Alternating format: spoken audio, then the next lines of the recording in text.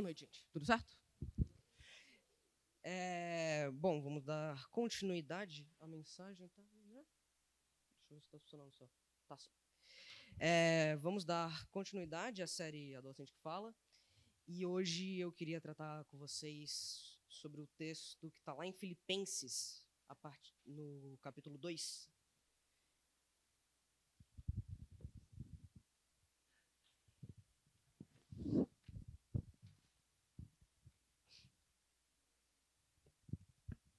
A partir do verso 5. Beleza. Vamos lá. Seja a atitude de vocês a mesma de Cristo Jesus, que, embora sendo Deus, não considerou que ser igual a Deus era algo que deveria apegar-se, mas esvaziou-se a si mesmo, vindo a ser servo, tornando-se semelhante a homens. E sendo encontrado em forma humana, humilhou-se a si mesmo e foi obediente até a morte e morte de cruz.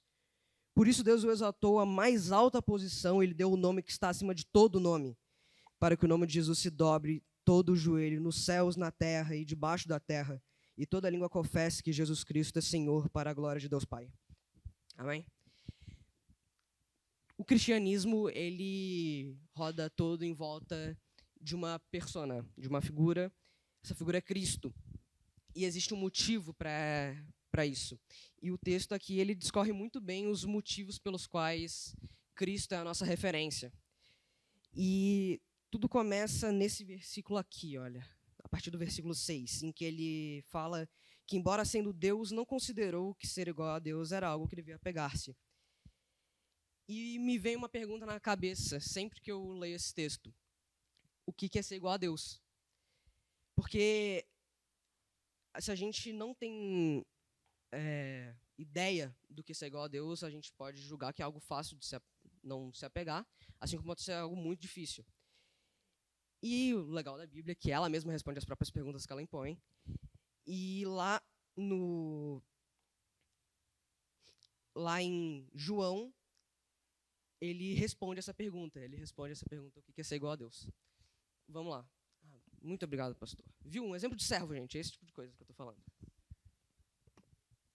Vamos lá. Lá em João 1 vai dizer o seguinte. No princípio era o Verbo estava com Deus, e o Verbo era Deus. Bom, por mais difícil que pareça, isso daí, nesse texto, João, ele está tentando, mesmo na incapacidade humana dele, descrever o mais próximo possível do que é ser Deus. O verbo fica meio estranho para a gente, porque a gente está o que é ser verbo? O que é esse verbo? O verbo aqui é uma comparação que João está fazendo. Existe uma teoria bem antiga, que era muito comum naquela época, de como é que o universo tinha sido criado. O universo ele tinha sido criado por uma força na cabeça do povo nessa época. E essa força, ela que tinha criado e organizava o universo. E essa força é, no termo original, esse verbo a qual João está falando ali. Para explicar melhor isso, eu vou usar um exemplo. Algum ser humano muito corajoso quer me ajudar? Tá, Gustavo. Vem aqui, Gustavo. Meu grande amigo Gustavo. Chega aqui. Tudo certo? Por favor.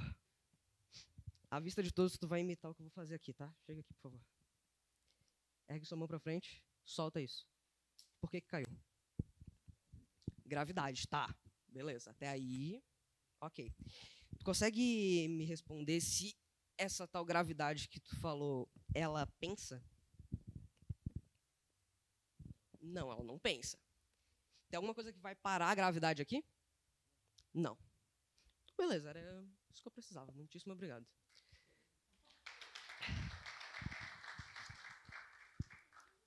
Então vamos lá. Essa força a qual o João está falando aqui, ela é muito parecida com uma força da gravidade. O que ela de diferente que ela tem, o que ela está fazendo. Aqui, olha, a tal força, ela é irracional. A diferença é que a força da gravidade, ela puxa as coisas para baixo, enquanto essa força de criação, ela cria e ordena o universo. E aqui, então, o João está sendo bem disruptivo com a realidade dele. Porque todo mundo acreditava que o universo tinha sido criado por uma força que não pensava, que não podia ser parada. E aqui ele pega o Deus judeu, o nosso Deus, o verdadeiro Deus, e ele está fazendo uma comparação. Ele está falando, cara, essa força que vocês hoje acreditam que ordena e cria o universo, ela está meio que certa. Só que ela tem um detalhe. Ela é Deus e ela está em Deus. Ou seja, ele está pegando a teoria da época dele e está colocando uma mente nessa teoria. Isso quebra a cabeça de muita gente na época e é algo muito absurdo de se pensar, por mais que hoje seja o que a gente acredita mesmo. O que João está fazendo aqui é algo tipo fora do padrão. Ele está pegando uma parada que é muito comum na época dele, está quebrando no meio e falando, tá, vocês estão meio que certos, mas tem um pequeno detalhe. Essa força, ela pensa. E aí que tá. Se essa força, ela pensa, então ela organiza as coisas propositalmente. Se ela organiza as coisas propositalmente, significa que ser Deus... Ah, tá, perdão. Eu fui fazer uma substituição aqui para ficar mais fácil de ler. O verbo eu troquei por força de criação, só para a gente ler com mais facilidade. Então, essa força de criação, ela existe e tal. Se essa força de criação existe e ela pensa, quer dizer que ser Deus é ser soberano sobre tudo. E aqui, eu, infelizmente, não consigo te explicar mais, porque eu não vou conseguir te explicar o que é ser soberano sobre tudo. A Bíblia, ela, assim como não se importa em falar que Deus existe, literalmente, ela não tenta explicar por que Deus existe, ela também não explica diretamente o que é ser soberano sobre tudo. Mas existem algumas pistas no caminho. Salmos 19 vai dizer o seguinte, os céus proclamam tua glória e falam do que faz as tuas mãos. Ser Deus é ser soberano sobre tudo, é tão soberano que a própria criação dele lembra ele. Você vai olhar para a criação, você olha para a natureza, você olha para Deus. A gente teve um rapper uns dias atrás que veio aqui na Life e ele tem umas músicas chamadas das cores dos céus. E ele fala que as cores dos céus lembram ele de Deus. É bem isso. A criação lembra a Deus. Deus é tão poderoso, é tão magnífico, está sobre tudo e todos, é tão superior a tudo que o que para a gente é inalcançável é só algo que lembra ele, no final de contas. E aqui tem o ponto-chave de tudo. Guarda essa informação aqui. Ser Deus é igual a ser soberano sobre tudo. A gente viu lá no início do ano que houve a queda e tal, a gente se distanciou de Deus. E Deus, óbvio, sabe disso. E vendo essa condição, ele se coloca numa posição abaixo para salvar a gente. E o texto vai continuar dizendo. A queda, ela também é muito importante nesse processo. A gente está distante de Deus depois da queda.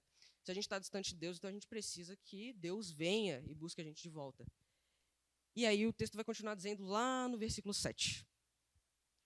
Mas esvaziou-se a si mesmo, vindo a ser servo e tornando-se semelhante a homens. Cara,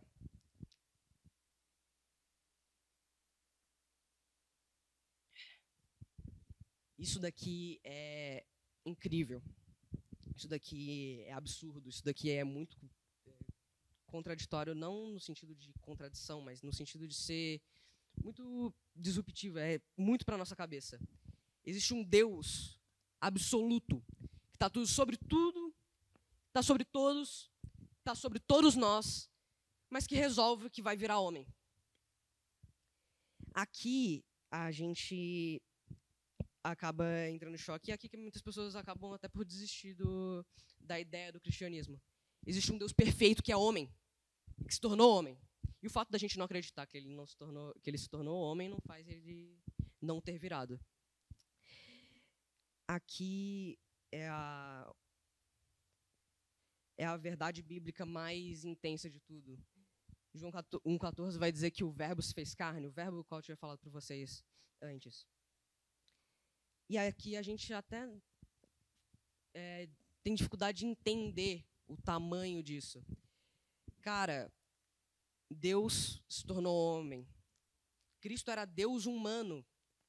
Cristo foi um bebê. E pra gente é muito fofinho, né? Ah, Cristo bebê, coisa legal. Mas isso é absurdo. É um Deus que precisa de alguma coisa. É um Deus que precisou de comida. É um Deus que precisou de afeto. É um Deus que precisou de cuidado. É um Deus que estava junto da gente e que precisou de algo na nossa presença. É um Deus que simplesmente abriu mão da sua própria glória, por um motivo que a gente vai chegar mais na frente. Por causa da gente. Cara, é um Deus na nossa frente. Mateus 21, ali no verso 18, eu estava lendo esses dias e acabou que calhou junto, vai dizer que Jesus teve fome. Algo que pra gente é natural, mas é um Deus que é soberano sobre tudo, que é perfeito e que está tendo fome. Cara, Cristo não é apegado às coisas que a gente é apegado. Com quem que você está falando? Olha quanto poder aquisitivo eu tenho. Olha minha família. Olha o meu cargo. Cristo é Deus. E está na nossa frente precisando de comida. Tudo isso por conta de meros vermes como nós. Que falhamos, que mentimos, que traímos. Que vemos nosso outro morrer do nosso lado e não fazemos nada. Pessoas miseráveis como eu e você. Ter um Deus perfeito precisando de alguma coisa por nós. Por amor a nós. Por algo que ele podia ter simplesmente ficado quieto sem fazer nada. A culpa era nossa. Foi a gente que traiu a confiança dele. Não o contrário. Ainda assim, Deus, em infinita misericórdia, se dispõe a estar aqui. E ele vai até a esvaziação máxima. Cristo morre. Cristo morre. Cara, não... sei lá, eu tenho até dificuldade de falar porque é algo que me choca muito. É um Deus que, por mim, está morto. Mas não sejamos arrogantes de achar que o nosso pecado era capaz de matar um Deus, né? Aqui vai a reviravolta de tudo. Porque Cristo morre, é verdade. E esse sacrifício, ele é de extrema importância para a gente, porque é um Deus que desce e vai descendo degraus até chegar no mais profundo e no menor dos degraus, que é estar morto. Mas ele também é o Deus que nos salvou.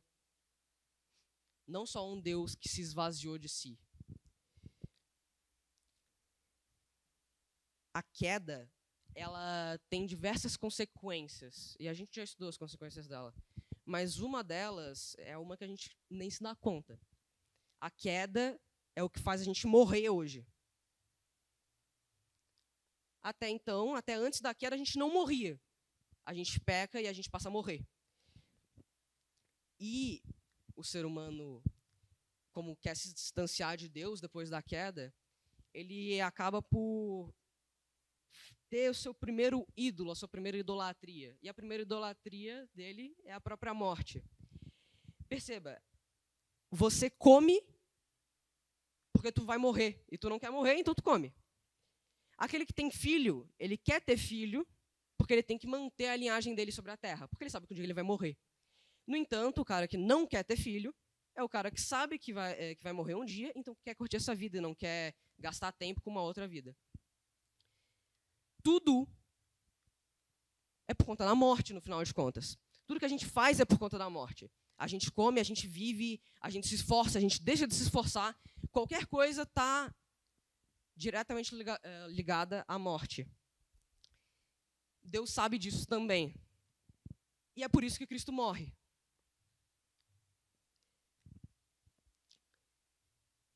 Ao morrer, Cristo concretiza o destino de todo humano. E aqui, até então, a morte ela continua sendo válida. Porque a morte ela só tem poder enquanto ela funciona para todo mundo. Enquanto ela funciona, com certeza, para mim, para você, ou para qualquer outro humano que tenha passado por essa terra, a morte ela é absoluta. Deus sabe disso e ele fala, beleza, eu vou resolver o problema então. Cristo ressuscita. A queda trouxe a morte, e a morte ela vem por um só homem, nesse caso Adão. Mas Cristo torna inoperante a morte. Aquilo que guia a gente hoje, aquilo que vai guiar muitas das nossas pessoas, amigos nossos, até nós próprios. Essa coisa que guia toda a humanidade não funciona mais. Cristo tornou ela inoperante. Ela não tem mais poder. Mas a gente insiste em viver por um Deus morto. Curioso, né? A morte está morta. Cristo, ao ressuscitar, ele vence a morte. Por isso que ele torna inoperante ela. Porque ele quebra com o poder absoluto da morte. Se a morte parou de funcionar, se ela falhou para um homem, então ela falhou para todo mundo. Eu e você, hoje, temos acesso à vida por conta disso. Por conta de um Deus perfeito que se fez homem. Por conta de um Deus perfeito que passou fome. Por conta de um Deus perfeito que morreu. Morreu por mim e por você. Deixa eu te dizer, eu não conheço ninguém que morreria por mim e por você. Eu não sei se eu morreria por mim mesmo. Sou tão miserável. Eu sei das minhas mazelas. Eu sei o quanto que eu luto para esconder elas. Eu sei dos meus pecados, das coisas ruins que eu faço. E vocês sabem de vocês. Deus sabe de todos nós. Sabendo disso, ele resolve se sacrificar. Cara, eu tô aqui com a única e exclusiva missão de te falar que tu não vai encontrar amor assim em lugar nenhum. Tu não vai encontrar um amor de um ser perfeito que por ti resolve morrer. Tu não vai encontrar amor perfeito desse jeito. Estou aqui para te dizer que não tem saída. Cristo é o único motivo pelo qual tu pode viver agora. Cristo é o único motivo para tudo. Você antes comia porque tu não queria morrer. Hoje eu como porque eu quero glorificar Cristo comendo. Hoje eu faço o que eu tenho que fazer porque eu tenho que glorificar Cristo no processo. O tal do pecado que você tanto ouve falar aí fora, e aqui dentro também, nada mais é do que não glorificar a Deus em alguma atitude. Quer dizer que qualquer coisa pode ser pecado? Sim, qualquer coisa pode ser pecado. Qualquer coisa pode ser pecado a partir do momento que eu não glorifico o Deus perfeito que por mim morreu.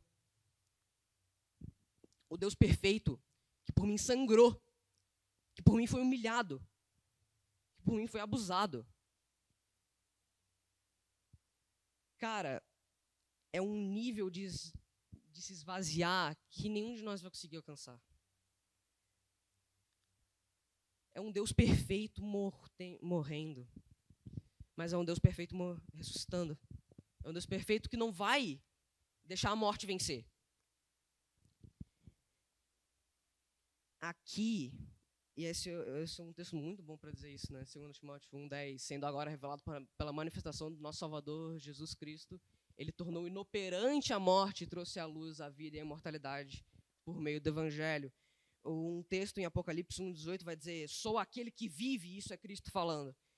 Estive morto, mas agora estou vivo para todo sempre. E tenho as chaves da morte e do Hades, que aqui é o inferno.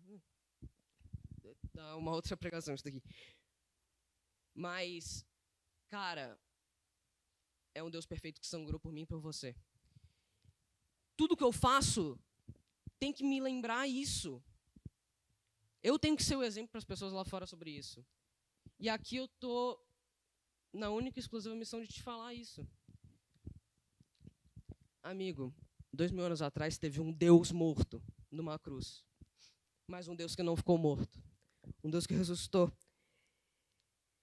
Essa ansiedade pela qual a gente vive desde que a gente nasce, porque a gente sabe que um dia vai morrer, a gente tem que cumprir tudo até o dia que a gente morre. Deus parou com ela. A ansiedade que a gente tem só de existir foi encerrada por Cristo. Estou aqui para dizer que você e eu não somos nem um pouco merecedores disso. Mas um Deus perfeito quis assim. E um Deus perfeito hoje te chama para esse arrependimento. O Deus perfeito hoje te chama para ser diferente. A morte não tem mais poder.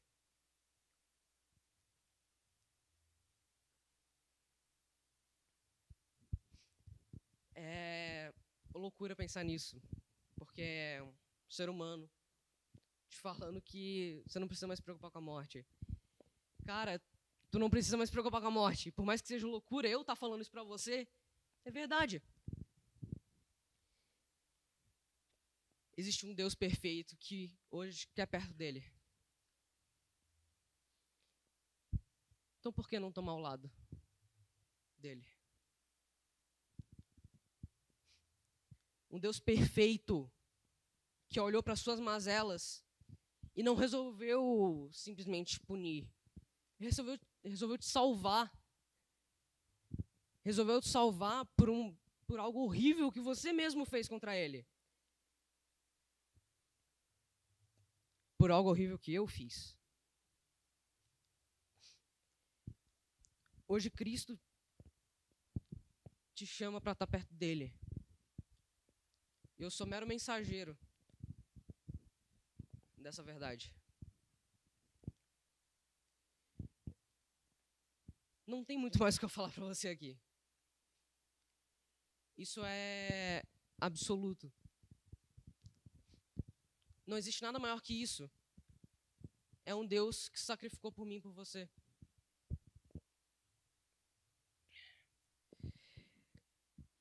Vou dizer para vocês que eu pretendia fazer essa pregação um pouco mais longa. Estava tentando alongar um pouco ela porque, sei lá, queria fazer render.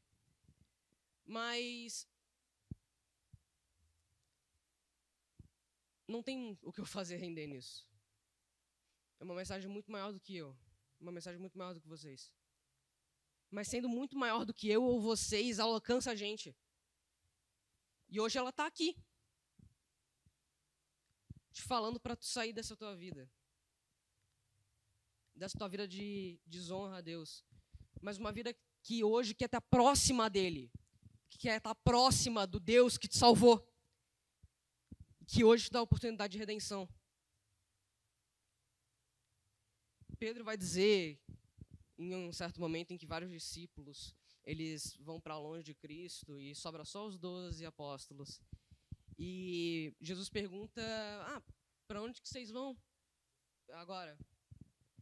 Pedro fala, para onde que a gente vai? A gente não tem para onde voltar.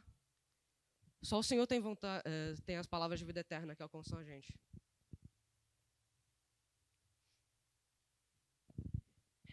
Só Cristo tem as palavras de vida eterna que vão poder te alcançar.